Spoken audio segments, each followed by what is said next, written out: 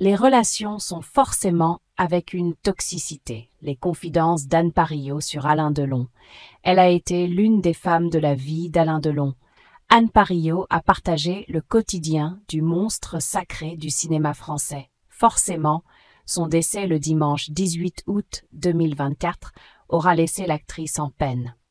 Sur Europe 1, ce dimanche 1er septembre, elle a néanmoins confié avoir eu une relation toxique avec Alain Delon.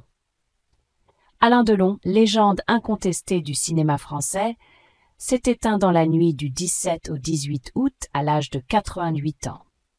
Après avoir lutté contre les séquelles d'un AVC survenu en 2019 et un combat acharné contre un lymphome, l'acteur mythique a rendu son dernier souffle, laissant derrière lui un héritage cinématographique inégalé et une empreinte indélébile dans le cœur de ceux qui l'ont connu.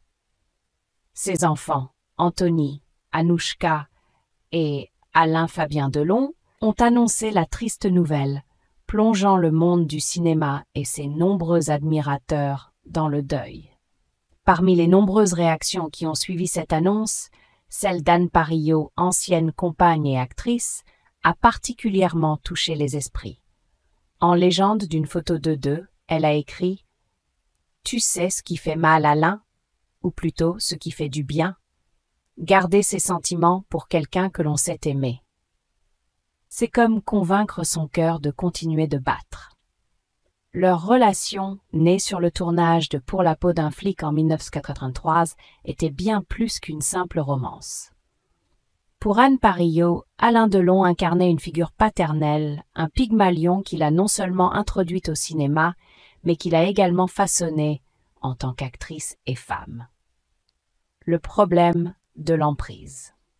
Dimanche 1er septembre 2024, Anne Parillot était l'invitée de Julia Vignali sur Europe 1 pour une interview empreinte d'émotion et de réflexion. Lors de cet échange, l'actrice est revenue sur sa relation tumultueuse avec Alain Delon.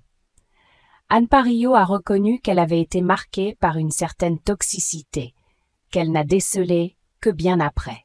Ça a pris du temps, parce qu'en fait, le problème de l'emprise, c'est que les relations sont forcément avec une toxicité.